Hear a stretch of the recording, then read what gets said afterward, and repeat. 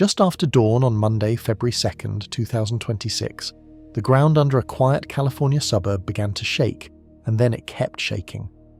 The place is San Ramon, in the East Bay Hills between San Francisco and the Central Valley. In about 90 minutes, more than a dozen small earthquakes rolled through, the largest a magnitude 4.2 that people felt from San Francisco down to Santa Cruz. If you follow this channel, a quiet subscribe helps these calm reports reach more people who want the facts without the fear. What makes this worth a closer look is simple. The shaking has not stopped. San Ramon has been trembling since last November, hundreds of small quakes packed into one small patch of ground, week after week, until scientists finally drove out and buried new instruments in people's backyards to learn why. This report walks the whole sequence, from the first faint tremor to the fault far below, what it means for the people who live on top of it, and what the experts are watching next. The first real jolt arrived a little after 6:30 in the morning, while most of the valley was still dark and quiet. It was small, a magnitude 3.7, the kind of quick bump that rattles a window and stops. A minute or two later, another one followed. Then, close to 7 o'clock, the ground gave a longer roll, a magnitude 4.2, strong enough to slosh water out of a backyard pool and knock a few pictures off their hooks. People in San Ramon sat up in bed. People 40 miles away in San Francisco felt it too. Over the next hour and a half, the ground kept working. Scientists at the United States Geological Survey counted at least 19 separate earthquakes in that short window. Most of them were too small to do anything but register on an instrument. A handful were large enough to feel. There was a magnitude 3.8, a 3.3, a 3.1, and several smaller. They came close together, one after another, in a tight cluster under the same few blocks of town. By the time the sun was fully up, more than 4,000 people had gone online to report that they had felt the shaking. The reports came from a wide circle, from the ridge towns of the East Bay, from across the water in San Francisco, from down the peninsula, and from as far south as Santa Cruz, 60 miles away on the coast. That spread is normal for a shallow quake in the 4 range. The energy is modest, but it travels well through solid rock, so a lot of people notice a little. What they noticed was mild. Cabinet doors swung open in a few kitchens. A row of books leaned and fell. A hanging light fixture swayed. There were no injuries anywhere in the area, and no real damage beyond the sort of mess you sweep up in 10 minutes. For a strong-sounding number like a 4.2, that is a gentle result, and it tells you something useful. The shaking was sharp but brief, and it was spread across many small quakes rather than concentrated in one large one. That last point is the heart of this whole story. This was not one big earthquake with a clear beginning and end. It was a burst inside a much longer run of quakes that had been going for months. The morning many people first heard about San Ramon was really just the loudest stretch in a sequence that started the previous autumn and had never fully stopped. For the people who lived there, the morning felt like a warning shot. Phones lit up with alerts, group chats filled with the same worry, whether this was the start of something bigger. No one could say for sure in the moment, and the odds pointed toward calm rather than catastrophe. But standing in your kitchen at 7 in the morning while the floor moves under your feet, odds are cold comfort. Local officials moved into a familiar routine. Emergency managers checked their systems. The transit agency slowed its trains to walk the tracks. City staff started counting the calls. None of it was panic. All of it was practice, the kind of steady response a region builds up when it has lived on shaking ground for a long time. So that is where the story opens, on one busy Monday morning in a suburb most of the country had never thought about. A short, sharp flurry of quakes, a widely felt 4.2, and a lot of rattled nerves, all packed into 90 minutes before breakfast. It made the news across the state, and for a day or two San Ramon was the center of California's attention. But to understand why that morning happened, and why it kept happening, we have to look down and back. Down into the rock beneath the valley, where the real action sits several miles below the streets, and back to the quiet start of it all, months before the loud morning, when the first faint tremors slipped in almost unnoticed. Before any of that, though, it helps to know exactly where on the map we're standing. San Ramon sits in the East Bay, in the low green hills that separate San Francisco Bay from California's broad Central Valley. It is a suburb of about 80,000 people, the the kind of place with good schools, wide streets and a business park or two. On a normal day, nothing about it says earthquake country. The hills are gentle, the pace is quiet. That quiet is part of why the shaking has drawn so much notice. The town is part of a cluster of communities known as the Tri-Valley. Danville sits just to the north. Dublin and Pleasanton lie to the south. Together they fill a long, narrow valley that runs roughly north to south, boxed in by hills on both sides. The city line here also happens to be a county line. San Ramon is in Contra Costa County. Its southern neighbours slip into Alameda County. That detail matters later, because when the ground shakes, 2 county emergency systems light up at once. Look at the land itself and you start to see the clue. To the northeast stands Mount Diablo, a lone peak that rises almost 4,000 feet above the flat country around it. A mountain like that does not appear by accident. It was pushed up slowly over millions of years by the same squeezing and grinding of the Earth's crust that makes this region shake. To the southwest of town runs a long crack in that crust called the Calaveras Fault. The swarm of quakes sits in the ground between them. Most of the recent activity has clustered under a small patch of San Ramon near a street called Alcosta Boulevard. This is not a wide zone. It is an area you could walk across in 20 minutes. Nearly all of the quakes have come from that same tight box, over and over, which is one of the things that makes a swarm feel so strange to the people on top of it. The shaking does not wander. It keeps returning to the same address. The depth matters as much as the map. These quakes are not happening at the surface. They start roughly 5 to 10 miles straight down, in rock no one will ever see. When you feel a jolt in your living room, the actual break happened deep below your foundation, and the energy raced up to meet you. That is why the point on the surface right above the break can sit under one neighbourhood, while people miles away still feel the roll. The wider setting is one of the most closely watched pieces of ground in the world. The San Francisco Bay Area sits on a system of large faults that run mostly parallel, like the frayed strands of a rope being pulled in 2 directions. The San Andreas Fault runs down the west side near the coast. The Hayward Fault runs through the heart of the East Bay, under crowded cities.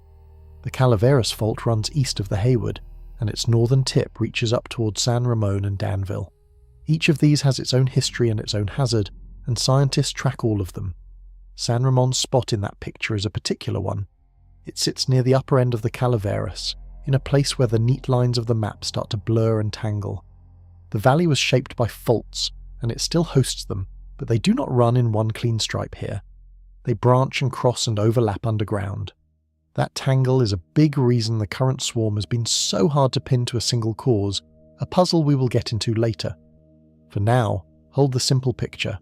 A quiet valley town, a mountain on one side, a fault on the other, and a busy web of cracks in between. A tight little box of ground, a few miles down, that has been letting go in small bursts for months. That is the stage. The next thing to understand is when the curtain went up, because the loud Monday morning was far from the beginning. The loud morning was not the opening act. The first small quakes had slipped in months earlier, in the middle of autumn, with almost no fanfare at all. Around the start of November, instruments under the valley began to pick up a rise in tiny tremors, most of them far too weak for anyone to feel. A magnitude 1 quake releases about as much energy as a heavy truck rumbling past. A great many of these were even smaller than that. They were real, and they were clustered in the usual San Ramon box, but they did not make the news. For a while the count climbed slowly, then it climbed faster. By the first week of December, the government scientists had logged roughly 300 small earthquakes in that one small area. Most were still gentle. A scattering reached magnitude 2, which a person standing still might notice as a soft bump.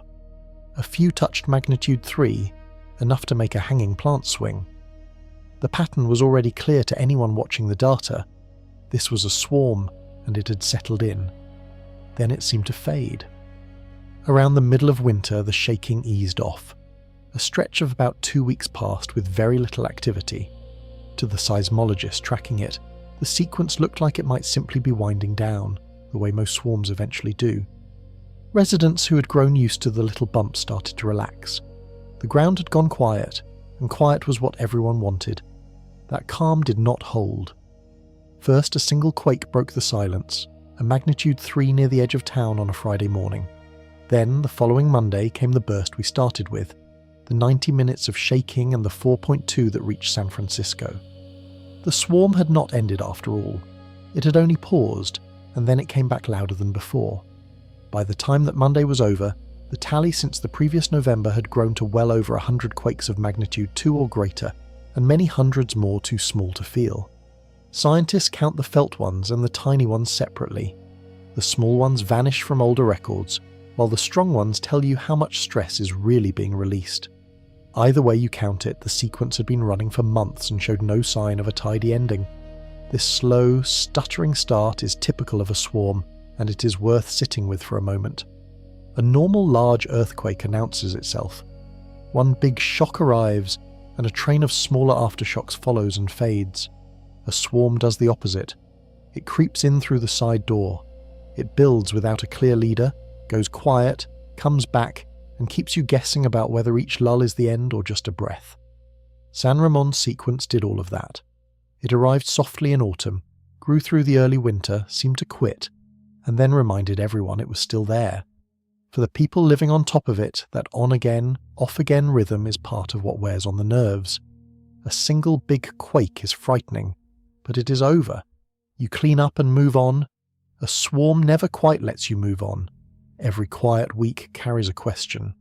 Is it finally done, or is it only resting? Months in, no one could answer that with certainty, and the honesty of that uncertainty is part of this story. To make sense of why the ground behaves this way, we need to be clear about what a swarm actually is in plain terms, and how it differs from the earthquakes most people picture.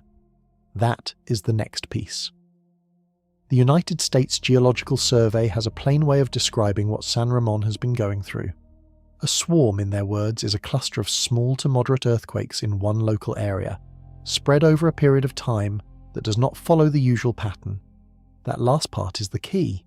To see why, it helps to know the usual pattern first. Most earthquakes people hear about come as what scientists call a main shock and aftershock sequence. The idea is simple. One large earthquake strikes first. That is the main shock, the big one. Then, the ground around the broken fault keeps adjusting, and it does so with a run of smaller quakes called aftershocks. Those aftershocks are strongest right after the main event and then taper off, growing weaker and rarer over days, weeks, sometimes years. The shape of it is a spike followed by a long, fading tail. The biggest quake comes at the front. A swarm has no such shape. There is no single dominant shock at the start. Instead, you get many quakes of roughly similar size, arriving in fits and bursts with no clear leader. The largest quake in a swarm often lands somewhere in the middle of the sequence rather than at the beginning, which is exactly what San Ramon did. Its 4.2 came months after the first tremors, not on the first day. If you knew only the main shock and aftershock pattern, a swarm would look backward and confusing. That is because it plays by different rules. The scientists are refreshingly honest about the fuzziness here. The Geological Survey has said outright that there is no precise definition of when a sequence stops being a main shock and aftershock pattern and starts being a swarm. In reality, they say, the line is not sharp. Real earthquake sequences fall along a whole range of behaviours, from very much like the classic big quake then aftershock shape to nothing like it at all. The word swarm gets used when many quakes cluster in a small area and simply refuse to fit the tidy pattern. San Ramon refuses to fit it, so it earns the name. Swarms turn up most often in a couple of settings. They are common around volcanoes and hot underground water, where heat and fluid are on the move and keep nudging the rock. When magma or hot water shifts pressure inside cracks, the ground answers with little quakes in bursts and waves. But swarms also happen far from any volcano, in ordinary fault country, where cool water and shifting stress do a similar job on a smaller scale. San Ramon is the second kind. There is no volcano beneath it. The nearest ones are far away. Whatever is driving these quakes is happening on faults, not over a pool of magma, and that shapes how scientists read the risk. Naming it a swarm is not just bookkeeping. It changes what you expect next. In a main shock and aftershock sequence, the worst is usually over once the big one hits, and the aftershocks fade on a fairly predictable curve. In a swarm, there is no such comfort. The quakes can keep coming for weeks or months, they can pause and restart, and the largest one might still be ahead or might already be behind. That open-endedness is why officials kept telling residents the sequence could run for a long time, and why they were careful not to promise it had peaked. So the plain version is this: San Ramon is not having one earthquake with a tail of aftershocks. It is having a long cluster of small quakes with no clear boss in one tight spot that comes and goes on its own schedule. Knowing that, the next natural thing to ask is how many quakes we are really talking about, and why that number keeps changing every time the scientists look.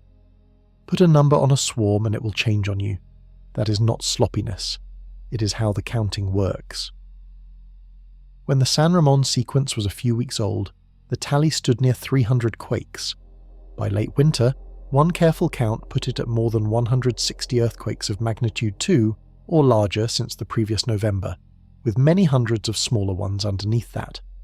Depending on the day and the threshold, you could hear the swarm described as a few hundred quakes, or as well over 1,000.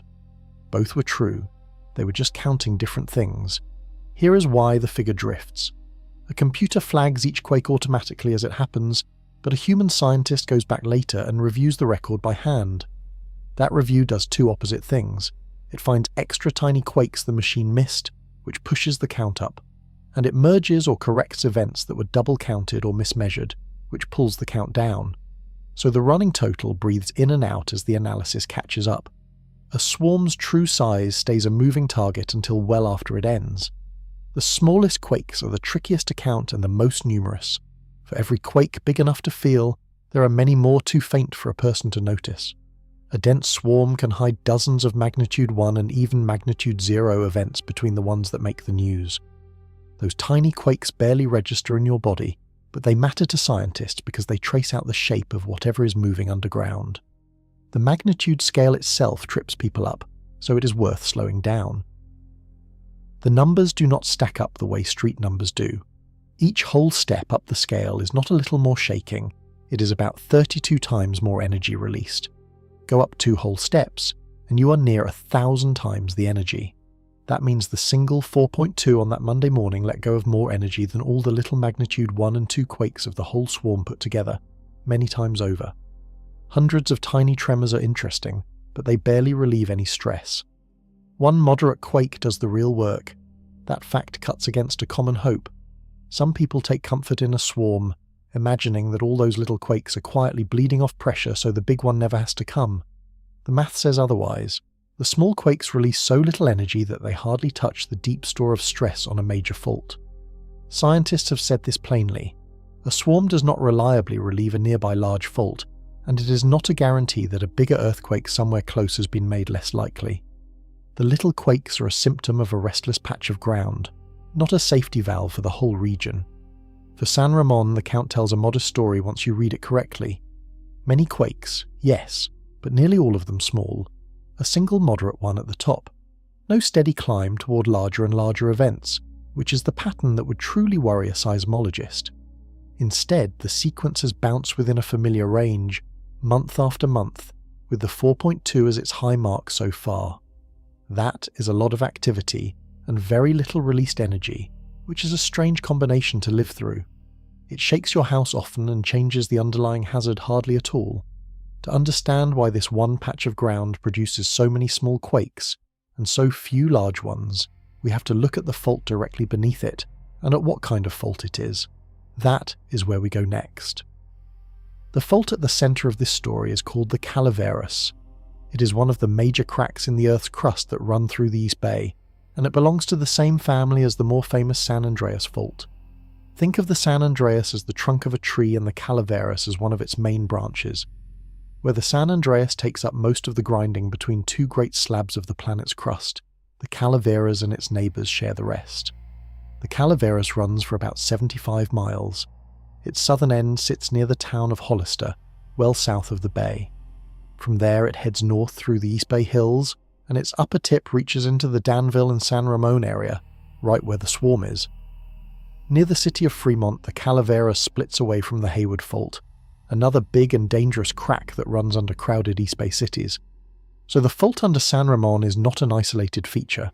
It is one strand in a bundle of active faults, all moving together as the ground slowly shifts. The kind of motion here is called strike slip, and the plain version is easy to picture. Imagine two blocks of rock pressed against each other along a vertical seam, sliding horizontally past one another. Not up and down, but side to side, like two hands rubbing past each other. Along the whole California coast, the great slab of crust carrying the Pacific Ocean floor is creeping to the northwest, past the slab that carries most of North America.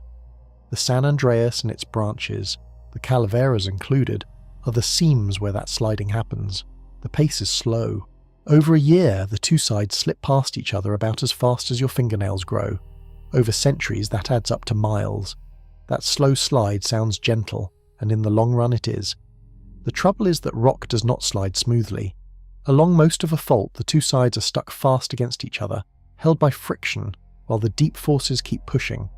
Stress builds in the locked rock like tension in a bent stick. Sooner or later the rock gives, the two sides lurch, and the stored energy escapes as an earthquake. Then the fault locks again, and the slow squeeze starts over. That cycle, build and release, is the engine behind nearly every quake on these faults. What makes the Calaveras interesting is that it does not behave the same way all along its length.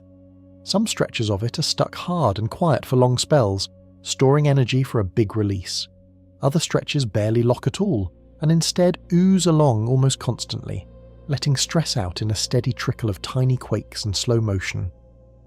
The fault has a split personality. Part of it is the coiled kind that produces rare, strong earthquakes. Part of it is the loose kind that never really stops fidgeting. San Ramon sits near the boundary of these two behaviours, at the northern reach of the fault, in ground that is geologically messy and hard to read. That in-between position is a big clue to why it swarms the way it does. It is neither fully locked and silent nor fully loose and smooth. It sits in the awkward middle, catching and slipping, and every catch that lets go is one more little quake in the count. To really understand that middle ground, we need to look at the difference between a fault that creeps and a fault that stays locked, and at what happens to the ground caught between them. That is the next step down. Some faults creep. The word means what it sounds like. Instead of staying stuck and then breaking all at once, the two sides slide past each other slowly and more or less continuously, the way a stuck drawer sometimes eases open a bit at a time rather than popping free. On the southern part of the Calaveras Fault near Hollister, the ground does exactly this. It creeps along at roughly half an inch a year, steadily, releasing its stress in tiny increments so that it rarely stores enough for a large quake. Where a fault creeps, you can sometimes see the results at the surface if you know where to look. Curbs slowly pull apart. A straight sidewalk develops a small jog. A fence built across the line leans a little more each year. The ground is not tearing itself apart. It is drifting, gently, all the time. A creeping fault is the calmest kind to live near because it spends its energy about as fast as it earns it, and seldom saves up for a violent release. The northern end of the Calaveras, up around San Ramon, does not creep so freely. Here the fault is more locked, more inclined to hold and store stress. That would normally set the stage for the coiled kind of fault, the sort that stays quiet for decades and then breaks in a strong quake. But San Ramon does not stay quiet. It fidgets constantly with these swarms, so it is not a clean example of either type. It behaves like a place caught between creeping and locking, unable to fully commit to either. Picture the fault zone here not as one clean surface, but as a rough patchwork. Some small patches are stuck, others are loose. When a loose patch slips a little, it shifts the load onto the stuck patches beside it, and one of those may then give way, which shifts the load again to the next. The result is a chain of small failures, each one nudging the next, spreading through the patchwork over hours and days and weeks. That chain reaction, playing out in one small volume of rock, is a swarm. It is the local style of stress release in ground that is neither smooth enough to creep nor strong enough to stay silent. San Ramon happens to sit over an especially broken up piece of the crust, and that seems to be why it swarms while other stretches do not. The rock has been faulted and folded and refaulted for millions of years, until it is more a maze of small breaks than one strong seam. A maze like that has many little surfaces that can slip, and many corners where stress can pile up and then let go. Give that kind of ground a steady push from the deep plate motion, and it answers with clusters of little quakes rather than long silence or smooth glide. Scientists have long known this particular valley is prone to it. The same tight box of ground has swarmed again and again across the decades. Even so, the plane mechanics only take you so far. Knowing that broken rock slips in chains explains the general habit, but it does not explain the timing, why a swarm switches on in one particular season and off again weeks later. For that, scientists reach for another ingredient, one they cannot see directly and are still working to understand. It has to do with water, moving deep underground, and how it can loosen a fault. That is where we turn next. Water may be the hidden hand behind the timing of these swarms. Not water you would ever see, but water buried miles down, soaking through cracks in rock under enormous pressure. Scientists have come to suspect that when this deep water shifts, it can loosen a fault just enough to set off a cluster of small quakes. It is one of the leading ideas for why San Ramon switches on and off the way it does. The mechanism is easier to feel than to say. A fault holds still because the two sides are pressed together hard, and friction keeps them from sliding. Now imagine forcing water into the seam between them under high pressure. The water pushes the two faces slightly apart, taking some of the weight off the contact, the way a thin film of water under a car tyre can lift the rubber off the road for a terrifying instant. With less weight pinning the fault, friction drops, and a patch that was stuck can suddenly slip. Force water through a maze of small faults, and you can set off a whole run of little slips one after another. Deep rock is not the solid, dry stuff most of us imagine. It is threaded with tiny cracks and pores, and those spaces hold water.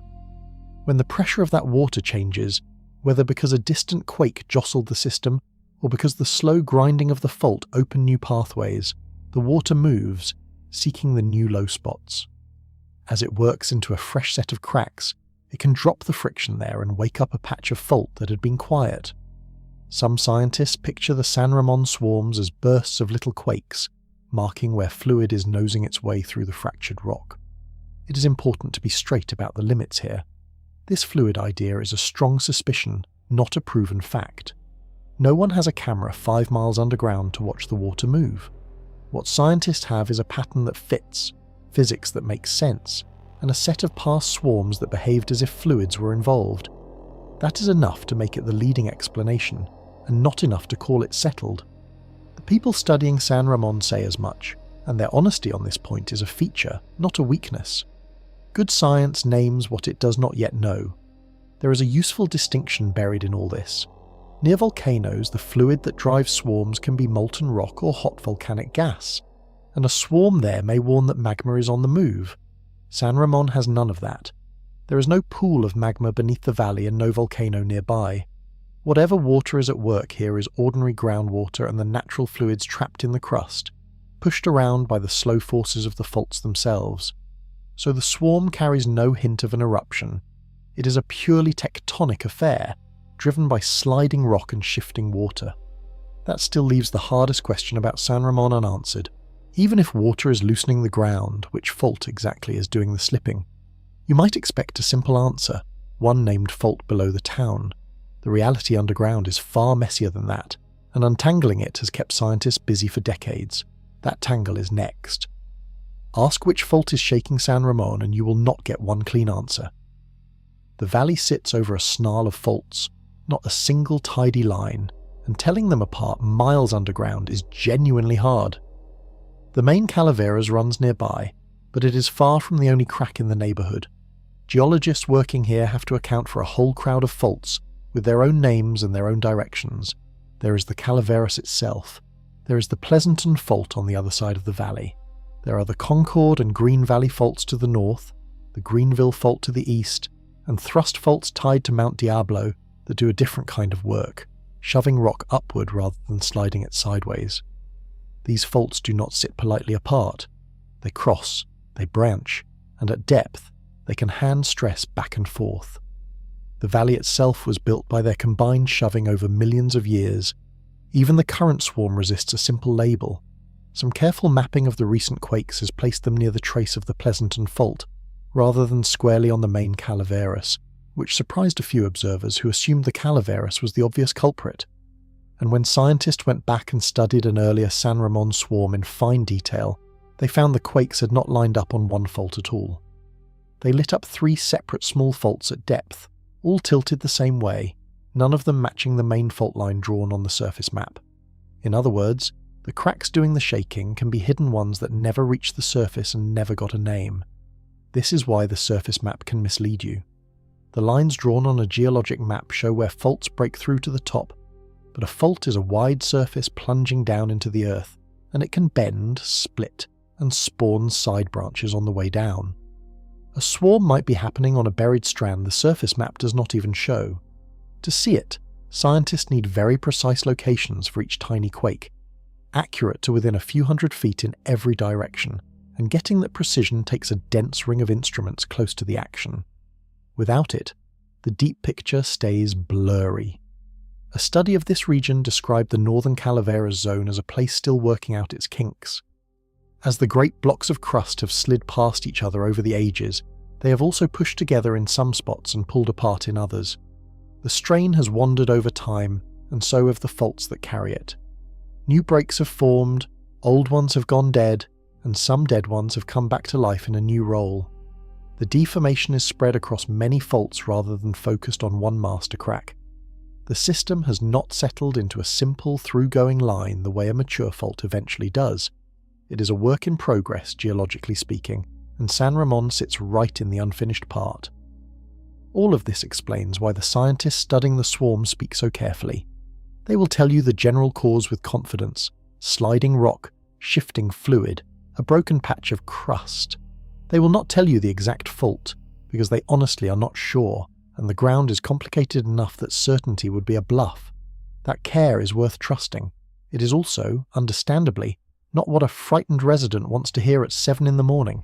So let us go back up to the surface now, and look at what those people actually felt, and how they carried it. More than 4,000 people took the time to report that they had felt the Monday morning shaking. They did it through a program run by the government scientists plainly named Did You Feel It? Anyone who feels a quake can go online, mark where they were, and describe what happened around them. All those reports get stitched together into a map of how strongly the ground moved from place to place. For San Ramon's 4.2, that map stretched across a wide swath of Northern California. Here it helps to separate 2 ideas that often get mixed up. Magnitude is the size of the earthquake at its source, one number for the whole event. Intensity is how strong the shaking felt at a particular spot, and it changes with distance. Right over the quake in San Ramon, the intensity was enough to rattle dishes and swing light fixtures. A few dozen miles away in San Francisco or down the peninsula, people felt a gentle roll or a quick jolt. 60 miles south in Santa Cruz, a few sensitive souls noticed a faint sway, and most felt nothing at all. Same earthquake, many different experiences fading with every mile. Close to the center, the effects were the small domestic kind. Cabinet doors swung open in kitchens, framed pictures tilted or slid off shelves. A few objects toppled from high shelves and cracked on the floor. At one local swimming pool, the coach watched the water jump and slosh as the quake rolled through, felt a second, smaller one a few minutes later, then a larger one after that. He checked the pool deck for damage, found none, and reopened. That was about the scale of it across town. Startling, memorable, and harmless. There were no injuries anywhere, and no meaningful damage to buildings or roads. That can seem surprising for a quake people felt across the whole Bay Area, until you remember 2 things we covered earlier. The energy of a 4.2 is modest to begin with, and it was released in a quick, shallow jolt rather than a long, violent one. Modern homes and buildings in California are built with shaking in mind. They flex, rattle, and ride it out. A quake in this range is a test the region's construction passes easily. The harder part was not any single quake, it was the drumbeat of them. One resident who had lived in the valley for years described 36 small tremors shaking her home in a single stretch, popping her cabinet doors open again and again. She said the earthquakes had started showing up in her dreams. Another described the strange new habit of waking in the night, phone in hand, checking whether the bump she thought she felt was real. None of these quakes hurt anyone. All of them, added up, wore people down. That is the quiet cost of a swarm. It trades one big fright for a long, low hum of unease. For all that, the mood on the ground stayed remarkably level. People traded notes with neighbours. They compared which quakes they had felt. They learned, quickly, which bumps were worth getting up for and which were not. A region that grew up on shaky ground carries a certain steadiness about it. The quakes were a nuisance and a worry, but they did not stop school, or work, or the ordinary business of a Monday. Life bent around the shaking and kept going. That steadiness showed most clearly in how the region's big systems handled the morning, the trains and roads and services that move a crowded suburb through its day. Those systems have their own careful drill for shaking ground, and San Ramon's swarm gave them plenty of practice. That drill is worth a look, because it shows how a modern city absorbs a quake without missing much of a beat. When the ground shook that morning, one of the first big systems to respond was the region's commuter rail, Bay Area Rapid Transit. As soon as the quakes hit, the agency slowed its trains across the network and sent crews to walk and inspect the tracks. Riders that morning faced delays of up to 20 minutes system-wide. It was an inconvenience, and it was also exactly the right thing to do. The reason is simple physics. A train travels fast on rails that must stay aligned within a small tolerance. An earthquake can nudge the ground, shift a rail, loosen a fastening, or knock debris onto the tracks, and none of that is visible to an operator moving at full speed. So the rule after shaking is to slow everything to a crawl, then send people to look at the line with their own eyes before returning to normal speed. The delay is the price of making sure a bent rail does not turn a harmless quake into a real accident. After a swarm, with quakes arriving again and again, that inspection cycle can repeat many times in a day. The region also leans on an early warning system that most residents now carry in their pockets. When sensors detect a quake starting, computers race to estimate its size and location and push an alert out ahead of the shaking. Because the warning travels at the speed of a phone signal and the shaking travels at the slower speed of sound through rock, the alert can reach you a few seconds before the ground moves. A few seconds does not sound like much. It is enough to step away from a window, drop under a desk, or still a surgeon's hand. For the strongest quakes in the swarm, some people got exactly that kind of heads up before they felt a thing. Other systems have their own quiet reflexes. Some buildings have valves that shut off the gas automatically when they sense strong shaking, which guards against fire, the hidden danger that often does more harm than a quake itself. Elevators are set to stop at the nearest floor and open their doors. Hospitals run on backup power and braced equipment. Schools practice the drill of dropping, covering, and holding on until pupils can do it half asleep. None of this was invented for San Ramon. It is the standing infrastructure of a region that expects to shake, and the swarm simply put it through its paces. City officials treated the swarm as a reason to sharpen their own readiness.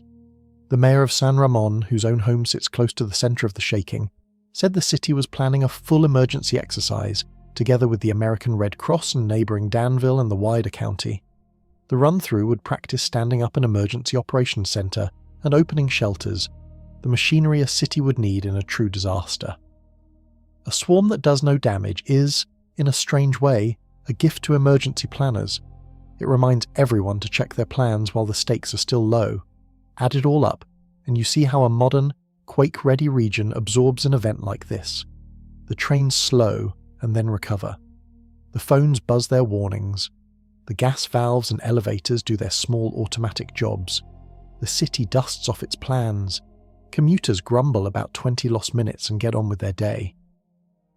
The swarm was a steady test of all these systems, and by every measure they passed. Nothing broke that mattered. Everything designed to respond, responded. And yet, for the people living through it, none of that competence fully answered the feeling in their chests. The system said routine, their nerves said something else. That gap between what the scientists and engineers call normal and what a resident feels at 3 a.m. sits at the centre of this whole story. It deserves a chapter of its own, and it is where we turn next. To the scientists who study it, the San Ramon swarm is normal.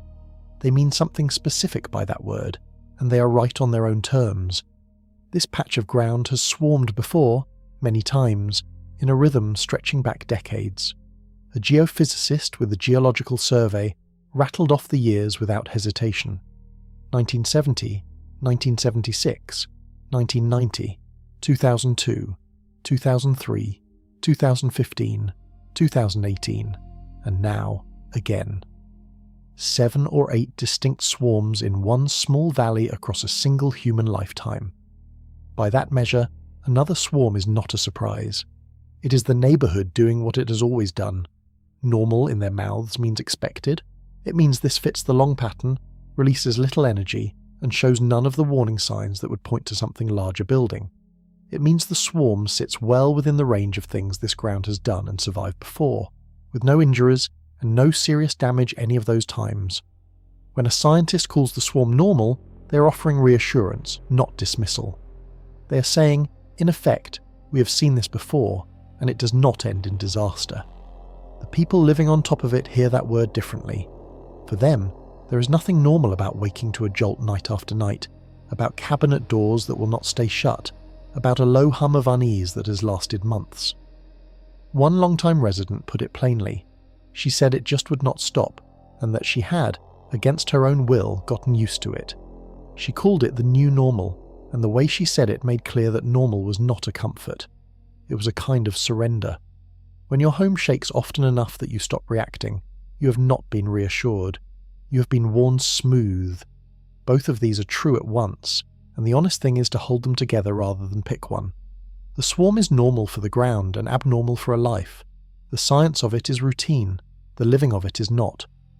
A scientist measuring energy and history is correct to call it ordinary. A person measuring lost sleep and frayed nerves is correct to call it anything but. Neither is wrong. They are simply standing in different places watching different clocks. The rock keeps time in decades.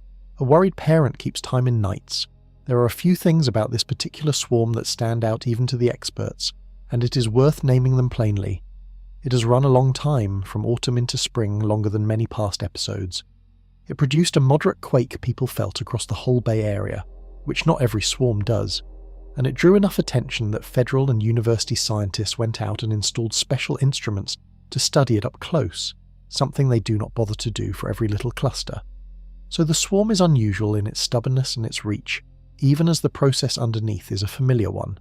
That is the truest version of the idea that it is not normal. Not a hidden monster, but a longer, louder run of a known local habit. The difference between comfort and complacency in the end comes down to knowing the record. If you understand what these swarms have done before, and what they have never done, the word normal stops sounding like a brush-off and starts sounding like hard-won knowledge. So the natural next step is to open that record. San Ramon and its neighbouring towns have kept a long ledger of swarms, and each entry has something to teach about the one shaking the valley now. The oldest and largest of them set the scale for everything that follows, and that history is where the second half of this report begins. The valley has been keeping a ledger of swarms for more than 50 years, and it is worth reading before we judge the one shaking it now. A geophysicist listed the years like entries in a family record. There was a swarm in 1970 and another in 1976, a big one in 1990, smaller ones in 2002 and 2003, a notable one in 2015 and another in 2018. Now this one. Each landed in roughly the same tight patch of ground, near the northern end of the Calaveras Fault, in and around San Ramon, Danville and Alamo. That list alone reframes the current event. A place that swarms every few years, decade after decade, is not a place where something new and alarming has begun. It is a place with a long, steady habit. The ground here has been letting go in clusters of small quakes for as long as there have been instruments to record it, and almost certainly for far longer than that. The residents of 1990 felt much the same unease the residents feel today, and the valley came through it whole. The earliest well-recorded episode came in 1970, centered near Danville, just north of San Ramon. In its first 2 weeks, it produced about 69 quakes of magnitude 2 or larger, packed into a span of roughly 15 days. To the people of that time, it must have felt like a genuine emergency, a sudden fit of shaking in a quiet farm and suburb valley. Looking back, it takes its place as one of the larger swarms on the local record, and as an early warning that this ground had a particular temper. What that first entry established is the shape of the whole pattern that would repeat. A burst of small to moderate quakes, no single dominant shock, a couple of weeks of intense activity, and then a fade back to quiet. No one was hurt. No fault broke loose into a major earthquake. The swarm did its thing and stopped. Every episode since has more or less followed that outline, varying in length and count but not in character. The valley shakes, worries itself, and settles. Reading an old record like this does something useful for a frightened present.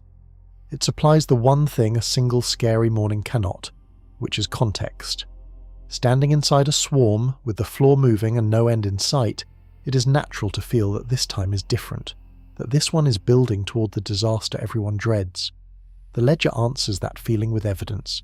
This has happened again and again, and each time the outcome was the same. Small quakes, rattled nerves, no catastrophe. The past cannot promise the future, but it can weight the odds, and here the odds lean heavily toward another quiet ending. The record also makes clear that these swarms are not random visitors. They return to the same address because the ground there is built to produce them, the broken, half-creeping, half-locked tangle we walked through earlier. A different patch of the same fault might go a century without a swarm. This patch cannot seem to go more than a few years. The habit is baked into the local geology, and the ledger is simply that geology writing itself down over time. There is one more reason the history matters. It lets scientists measure the current swarm against real yardsticks instead of gut feeling. When people worried that this sequence was breaking records, the scientists could pull the old numbers and check. They could count how many magnitude 2 quakes the 1990 swarm produced in its first 2 weeks, and compare.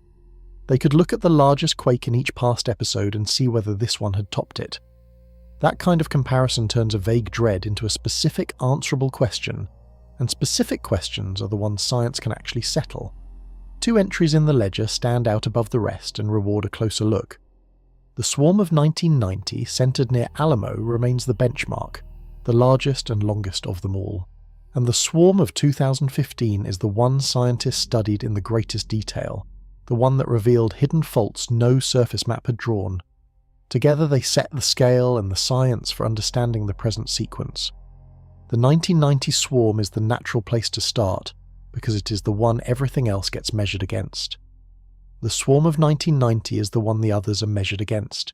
It centered on Alamo, a small community just north of San Ramon, and it was the biggest and longest the valley has on record. Over about 42 days, it produced roughly 350 earthquakes. In its first 2 weeks alone, it delivered more than 100 quakes of magnitude 2 or larger. For sheer volume and stamina, nothing before or since in this valley has quite matched it. That episode set the high bar in nearly every way that counts. It ran longer than a month, far past the 2 weeks most swarms manage. It packed in more felt quakes than any other. And it did all of this in the same familiar box of ground near the northern Calaveras, proving how much a single small patch could produce when it really got going. If you want to know the realistic worst case for a San Ramon swarm, 1990 is close to it. And even that worst case did no lasting harm. When the current swarm began piling up quakes, some people naturally assumed it must be breaking the 1990 record. Quakes seemed to be arriving at a relentless pace, dozens in a matter of days at the busiest stretches. It felt like more than anyone could remember. So the scientists did the sensible thing and checked the current numbers against the old ones, and the answer surprised a few people. The present swarm was not outdoing 1990.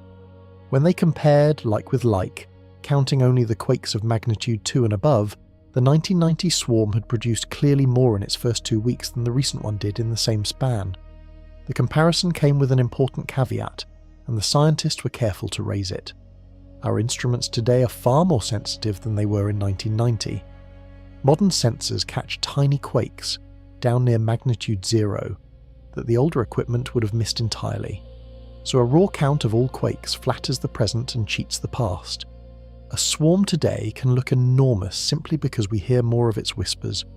To compare fairly, you have to set the tiny ones aside and count only the quakes both eras could reliably detect. The magnitude 2 and larger events. Do that, and 1990 still stands taller. That single methodical point deflates a lot of fear. It is easy to feel that this swarm is unprecedented, a sign that something new and dangerous is stirring. The honest measurement says otherwise. By the fair yardstick, this is a serious swarm but not a record one.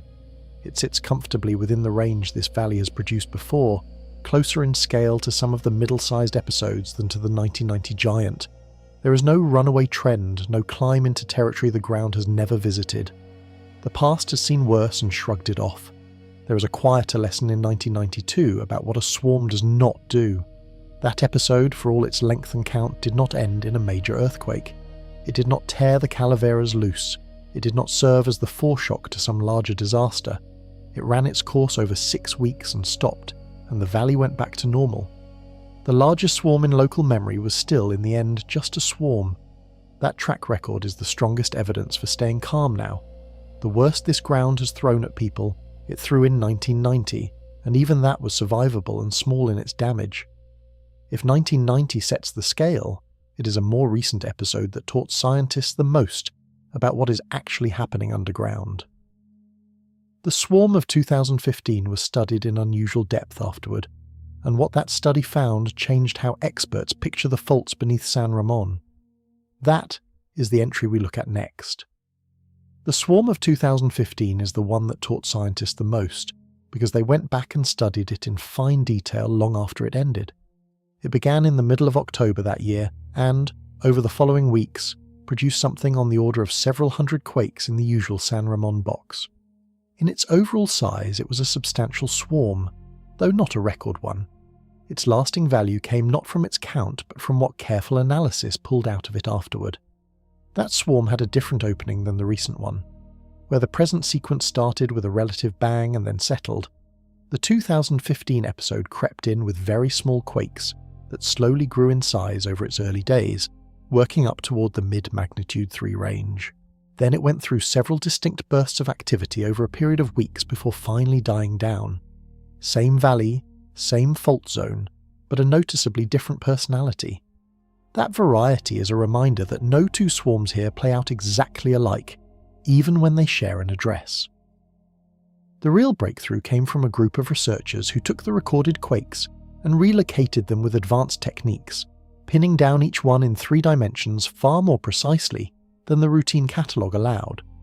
When they did, a hidden structure appeared. The quakes did not lie along the main Calaveras Fault line that the surface maps show. Instead, they lit up 3 separate small faults down at depth, all of them tilted the same way, leaning toward the northwest, arranged along a direction that cut across the expected grain. These were buried faults, invisible at the surface, revealed only by the pattern of the quakes themselves. That finding matters far beyond a single swarm. It showed that the shaking in this valley can come from faults no one had mapped, faults that never break through to the surface and never earned a name. The quakes act like a flashlight in a dark room, and when you plot them precisely enough, they trace the shape of whatever they are illuminating. In 2015, that flashlight revealed a small network of tilted cracks that the tidy surface map had entirely missed. It explained in part why pointing to one responsible fault is so hard. The responsible fault may be one you cannot see. The study also fit the larger picture of the northern Calaveras as a geologically unfinished place. If the ground here were a single mature fault, the quakes would line up neatly along it. Instead, they scatter across several small structures, which is exactly what you would expect from a zone still sorting out how it will carry the strain. The 2015 swarm gave hard, 3-dimensional evidence for the messiness that geologists had long suspected from the surface maps. It turned a general impression of complication into a specific map of hidden faults. All of this is why scientists were so eager to study the recent swarm while it was still active rather than years later. The 2015 work was powerful, but it was done after the fact using instruments that were not ideally placed for the job. Imagine what they could learn from a swarm caught in the act, with sensitive instruments planted directly over it, recording every faint tremor as it happened. That was the prize. A swarm this stubborn and this well-timed was a rare chance to watch the process live and finally sharpen the blurry picture of the faults below. So when the present swarm kept going, month after month, scientists did something they rarely get to do. They went out into the neighborhood, into people's yards and a local park, and installed a fresh web of instruments right on top of the shaking ground. That effort, and what it was built to catch, is the next part of the story. Because the swarm would not quit, scientists decided to go out and get closer to it than they ever had before. In the middle of spring, a team from the Geological Survey, working with a geologist and a student from a nearby state university, fanned out across San Ramon and began installing seismometers. They placed them in residents' backyards and at a local park, right on top of the shaking ground, building a dense little network exactly where the action was. This was not the usual way of monitoring quakes. The permanent regional network of instruments is spread far apart, good enough to locate a quake within a mile or so and measure its size, but too coarse to trace the fine structure of a swarm. Putting temporary instruments directly over the swarm changes that. When your sensors sit almost on top of the quakes, you can locate each tiny event with far greater precision, and you can catch the faintest tremors that distant instruments would never hear at all. The team was, in effect, pressing its ear right against the ground. The instruments they used are modest-looking things, battery-powered boxes that can be buried in a yard and left to listen. Each one records the ground's motion many times every second, on the order of 200 readings per second, capturing even the quickest, smallest shivers.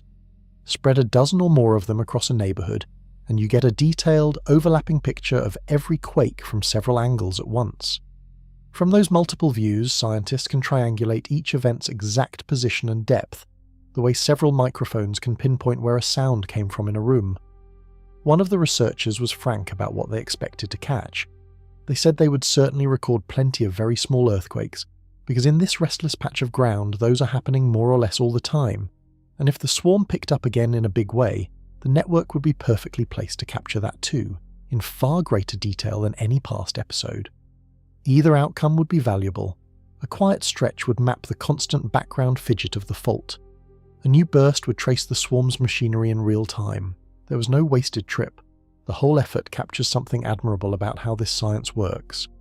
Rather than waiting for the next swarm to come and go and then studying it second-hand, the scientists seized a swarm already in progress and instrumented it live. It is patient, unglamorous work. You knock on doors, ask homeowners to let you bury a box in the yard, and then wait for the earth to talk. But it is the only way to answer the questions that the blurry regional data cannot. Above all, the stubborn question of which faults, exactly, are slipping beneath the town. There is a human warmth to this chapter that is easy to miss. Ordinary residents open their yards to the instruments. The mayor let the scientists plant one in his own backyard near the very centre of the shaking. People who had spent months unsettled by the quakes turned that unease into something useful, becoming, in a small way, part of the study of their own restless ground. The swarm that disturbed their sleep also drew scientists to their doorsteps, and many welcomed them in. What those buried instruments can actually reveal, and why catching the smallest quakes in their exact depth matters so much, is worth understanding on its own. It is the difference between knowing that the ground is shaking and knowing precisely where and how. That is the next piece of the picture. A dense network of instruments can hear things a sparse one never will, and in a swarm those faint sounds carry the real information. The permanent regional sensors reliably catch quakes, down to about magnitude 1 or so in this area. The temporary instruments planted right over San Ramon can hear quakes far smaller than that, down toward magnitude 0 and below, events that release so little energy they would otherwise pass completely unrecorded. Each of those tiny quakes is another data point, another pixel in the picture of the fault. Why chase quakes too small for anyone to feel? Because they map the machine. Every quake, however faint, marks a spot where a bit of rock slipped, and slipping happens on a fault surface. Plot enough of these tiny slips with enough precision, and their scattered dots begin to outline the shape of the fault or faults doing the work. A swarm might involve a small buried structure only a mile or two across. You cannot see it, but its quakes can draw it for you, if you can locate them finely enough. The little tremors are the ink, and a dense network sharpens the pen. Depth is the hardest thing to measure well, and often the most revealing. Locating a quake side to side is fairly easy. Pinning down how deep it sits is much harder, and it takes instruments close by and directly overhead to do it well. Depth matters because it tells you which structure is active. Quakes at one depth might trace a shallow branch fault. Quakes deeper down might mark the main fault plane, or a hidden strand beneath it. In San Ramon, the quake sits several miles down, roughly 5 to 10 miles below the streets, and knowing exactly where in that range they cluster helps scientists decide which of the tangled faults is really slipping. The precise pattern in time and space also helps separate the possible causes we discussed earlier. If a swarm is being driven by fluid working its way through the rock, the quakes may migrate over time, creeping outward from a starting point as the fluid spreads, following the leak. If instead it is stress passing from one stuck patch to the next, the pattern may look different, jumping between spots rather than flowing smoothly. Only very precise locations in 3 dimensions and over time can tell those stories apart. That is what the backyard network was built to provide, and what past swarms here never had while they were happening.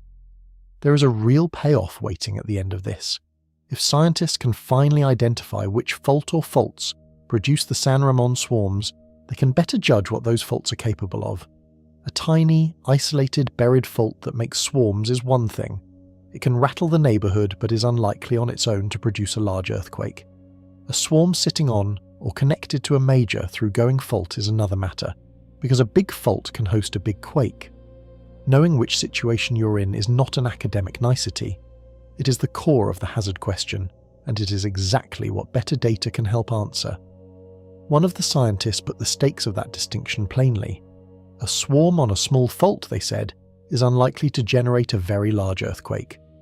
But if that swarming patch turns out to be connected to the Calaveras or to one of the thrust faults, it could be significant, and that is precisely why they need to know. The buried instruments are, in the end, a tool for answering that single question. Not to predict the next quake, which no one can do, but to understand the plumbing well enough to judge the risk honestly. That brings us squarely to the question every resident has been carrying since the first jolt, the one they most want answered. Does a swarm like this mean a large earthquake is coming? It deserves a direct and honest answer, without soft soap and without alarm, and that is the next thing we take up. Here is the question everyone in the valley has been carrying since the first jolt. Does a swarm like this mean a big earthquake is on the way? The honest answer, the one the scientists give consistently, is no, not in any reliable sense. A swarm nudges the odds of a larger quake up by a very small amount for as long as it is active, and then the odds settle back down. It is not a countdown. It is not a warning light. It is mostly just itself, a cluster of small quakes that will very likely end the way every past San Ramon swarm has ended quietly. Start with the plain fact that earthquakes cannot be predicted. The Geological Survey says so directly and without hedging. No one can tell you the exact time, place and size of a future earthquake, not from swarms, not from animal behaviour, not from any method yet found. What science offers instead is probability, the long-run odds over years, based on how faults have behaved in the past. Anyone who claims to know that a specific big quake is coming on a specific day is selling something. The real experts are careful precisely because they respect how little can be known in advance. Now the part that offers real comfort, which is the local track record. This valley has swarmed at least 7 or 8 times since 1970, including the large 1990 episode with its hundreds of quakes. Not one of those swarms was followed by a major earthquake in the same spot. Every single one turned itself off and left the valley intact. A pattern that clean, repeated that many times, is strong evidence. It does not guarantee the future, but it tells you that a San Ramon swarm, historically, is a self-contained event, not the opening move of a disaster. Scientists are also careful to knock down the opposite hope, the comforting idea that all this shaking is safely draining the pressure away. As we saw earlier, the small quakes release so little energy that they barely touch the deep stress on a major fault. So a swarm does not meaningfully lower the risk of a big earthquake either. It neither foretells one nor prevents one. It mostly just sits alongside the background hazard that was always there, changing it very little in either direction. The big picture risk of the region is set by the major faults and their long cycles, not by a season of small quakes. The experts do add one careful qualification, and honesty requires including it. The odds of a large quake are not zero, and a swarm raises them by a hair while it runs. If, hypothetically, this swarm sits on a patch connected to a major fault, there is some small chance it could interact with that larger structure. That is not a prediction that it will. It is an acknowledgement that the possibility, while slight, is not flatly impossible, which is why scientists study it rather than wave it off. The correct reading is not fear. It is respect for uncertainty. Very unlikely is not the same as ruled out, and good science says so. An emergency official framed the practical version of this well. Anything above magnitude 4 draws attention and is worth watching, he said. But the state sees hundreds of earthquakes every year, and the vast majority come to nothing. Watchfulness without alarm is the right posture. You do not ignore a swarm. You also do not lie awake certain it means doom. You note it, you stay prepared, and you get on with your life, which is exactly what the scientists and the seasoned residents both recommend. So the direct answer stands. This swarm is very unlikely to be the herald of a great earthquake, and it is far more likely to fade out as its many predecessors did. That said, the ground under the whole Bay Area does hold the potential for large quakes, on faults much bigger than the small ones swarming now. That larger, slower hazard is real and worth understanding on its own terms, separate from the swarm. The nearby major faults, and what they could someday do, are where we look next. Set the swarm aside for a moment and look at the bigger faults it lives among, because those are where the region's real seismic power sits. The little quakes shaking San Ramon come from small structures, but the valley is threaded through by giants, above all the Calaveras and just to the west the Hayward Fault. These are the faults capable of the strong, damaging earthquakes that shape how the whole Bay Area plans and builds. Understanding them puts the swarm in its proper place, as a minor player on a stage built for larger events. The Calaveras and the Hayward are close cousins, and near the city of Fremont they actually join. Scientists have paid special attention to that junction, because a quake there might not stay politely on one fault. It could jump from one to the other, rupturing both the Calaveras and the Hayward in a single event. A quake that breaks two connected faults at once is larger than one that breaks either alone, because the size of an earthquake depends heavily on how long a stretch of fault lets go. Link two faults end to end, and you can produce a longer rupture and a stronger quake than either could manage by itself. The Hayward Fault in particular worries scientists because of what it runs beneath. It passes directly under some of the most densely populated parts of the East Bay, under cities, freeways, pipelines, and rail lines carrying millions of people. It has produced major earthquakes before, the last great one in the 1860s, and it has a long history of breaking on a fairly regular cycle. When experts list the faults most likely to cause a damaging Bay Area earthquake in the coming decades, the Hayward is near the top. Its danger comes not only from its size, but from the sheer number of people and structures sitting on top of it. To turn that worry into a number, scientists estimate long-term probabilities, and one figure captures the local stakes. For the Calaveras Fault, the estimated chance of a magnitude 6.7 or larger earthquake before the year 2043 is about 26%. That is a little better than 1 in 4 over that span. A magnitude 6.7 is a serious quake, the size that can damage buildings, break infrastructure, and injure people across a wide area. That number is not a forecast that it will happen, and not a promise that it will not. It is a sober statement of real, ongoing risk on the same fault system the swarm belongs to. It is important to be clear about how the swarm and these odds relate, because it is easy to blur them. The 26% figure is a long-term background risk. It was true before this swarm began, and remains essentially true now. The swarm did not create that risk, and has not meaningfully changed it.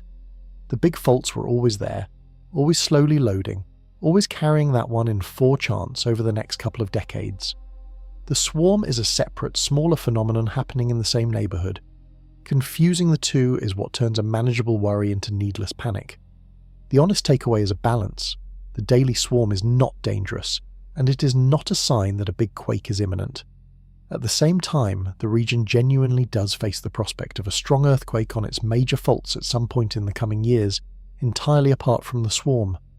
Both statements are true. The nervous energy the swarm has stirred up is, in a way, aimed at the wrong target. The small quakes are harmless. The large faults deserve the real, calm respect and the preparation that goes with living near them.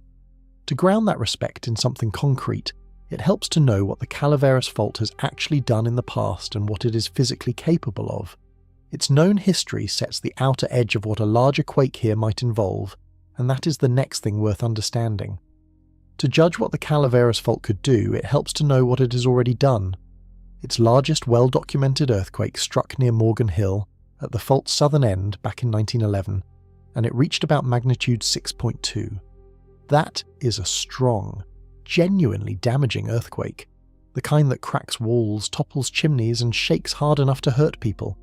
It sits well above the little quakes of the swarm, releasing many thousands of times more energy than the 4.2 that rattled the valley this time. So the fault has a proven ceiling far above what the swarm has produced.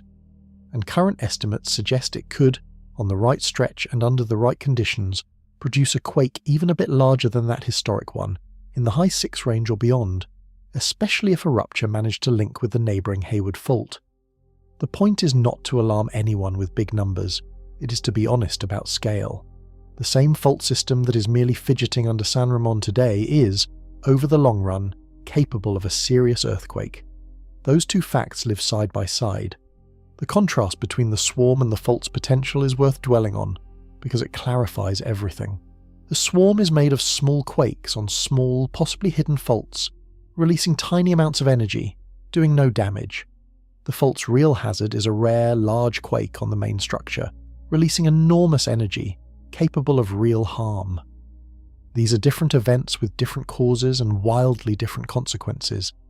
Living near the Calaveras means living with both, the frequent harmless fidget and the rare, serious shock, and keeping them straight in your mind.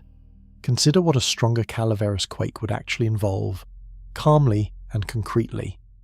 A magnitude 6.5 or 7 near populated ground would shake hard for many seconds, long enough to bring down unreinforced masonry, crack older buildings, break gas and water lines, and injure people caught near falling objects. It would not be the end of the world, and California's modern buildings are designed to withstand it and protect the people inside. But it would be a real disaster, the kind that closes roads, disrupts water and power, and takes a region weeks or months to recover from. That is the event worth preparing for, not the swarm. This is also why scientists care so much about learning which faults the swarm involves.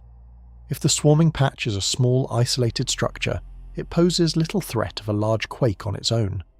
If it connects to the main Calaveras, then the same restless ground producing harmless little quakes is tied to the structure that could one day produce a damaging one.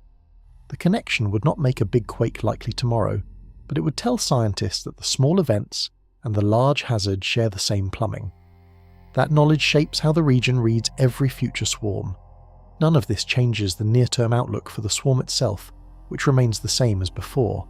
It is very likely to fade out harmlessly, as its predecessors did. The larger hazard on the major faults is a separate, slower clock that ticks over years and decades regardless of what the swarm does. The right response to knowing the fault's potential is not dread but steady preparation. The ordinary, boring, effective habits that turn a possible disaster into a survivable inconvenience. That is a hopeful note, because those habits are entirely within reach. Before we get to those practical steps, it is worth returning to the people living on top of all this, because the science only matters in the end for how it touches their lives. Their experience, month after month of shaking ground, is the human centre of the whole story, and it is where we go next. Behind every number in this story are people trying to sleep. Months of shaking ground wears on a person in ways a magnitude scale cannot capture. One resident, a woman who has lived in the valley for a dozen years and weathered past swarms, described this one working its way into her dreams. She talked about 36 small quakes rattling her home in a single stretch, popping her cabinet doors open again and again, and about the strange resignation of getting used to something that would not stop. She called it the new normal, and she did not mean it kindly. Her account captures the particular strain of a swarm. A single large earthquake is a sharp, terrible event, but it ends, and then you begin to recover. A swarm denies you that clean break. It keeps coming back week after week, so there is never a clear moment to exhale and say it is over. Each quiet stretch carries a question mark. Is this the end, or just a pause before the next burst? Living with that open question for months is its own kind of tired, a low, constant hum of alertness that never fully switches off. The mayor of San Ramon lives near the very centre of the shaking, and he has felt it as directly as anyone. He described quakes that seemed to happen in his own backyard or just across the street, rumblings that shook framed pictures off his shelves. When the scientists came to install their instruments, one went into his yard, so the man who leads the city now has a seismometer buried among his plants, quietly recording the ground he stands on. He said the shaking is a steady reminder that he lives in earthquake country and that the city is focused on staying prepared. There was even, he admitted, a flicker of excitement when a bigger one rolled through. What comes through in these accounts is not panic, but adjustment. People learn the rhythm of a swarm. They come to know which small bumps are worth getting up for and which they can sleep through. They check the quake map the way others check the weather. They trade reports with neighbours, comparing which tremors each of them felt. A community living through a swarm develops a shared, slightly weary fluency in earthquakes, a set of habits and jokes and routines that make the strange ordinary. It is how people cope with a thing they cannot control and cannot escape. There is real resilience in this, and it deserves respect rather than pity. These are people going to work, raising children, and running a city while the ground beneath them refuses to hold still. They have not fled and they have not fallen apart. They have absorbed the swarm into daily life and kept going, which is exactly what humans tend to do when faced with a persistent low-grade threat. The unease is real, and so is the steadiness. Both can be true in the same person on the same night. The residents also, in their way, became part of the science. By opening their yards to instruments, by filing their felt reports, by paying close attention to their own restless ground, ordinary people turned their unease into useful data. The swarm that disturbed their sleep also drew researchers to their doorsteps, and the two ended up working the same problem from different ends. There is something quietly fitting in that, a neighbourhood and a science leaning on each other to understand a patch of trembling earth. For all their hard-won calm, residents kept asking the scientists one simple, human question. When is it going to stop? No one can answer it precisely because swarms keep their own schedule, but there is a great deal people can do, regardless of when the shaking ends, to make themselves safer and steadier in the meantime. Those practical steps, calm and standard and genuinely effective, are worth laying out plainly. That is where we turn next. The good news in all of this is that the most effective earthquake safety steps are simple, cheap, and entirely within your control. They do not depend on predicting the next quake, which no one can do. They work by making sure that whenever the ground moves, whether tonight or 10 years from now, you and the people around you are as safe as you can reasonably be. Officials in the valley have been repeating this steady message throughout the swarm, and it is worth passing along plainly. Start with the things in your home that can hurt you. In a quake, most injuries come not from collapsing buildings, but from objects that fall, slide, or fly across a room. So the first task is to look around and secure the heavy things.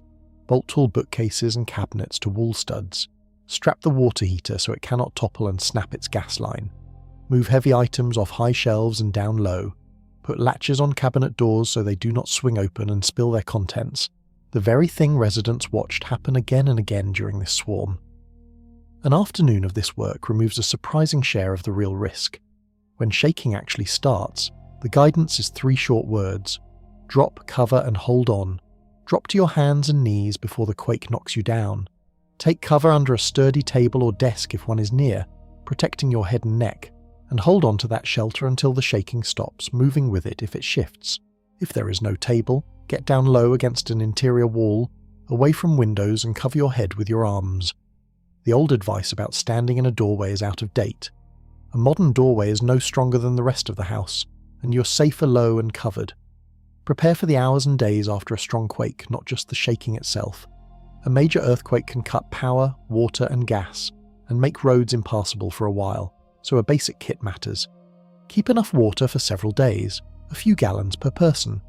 Store some food that needs no cooking, a flashlight, spare batteries, a first aid kit, and any medicines you rely on.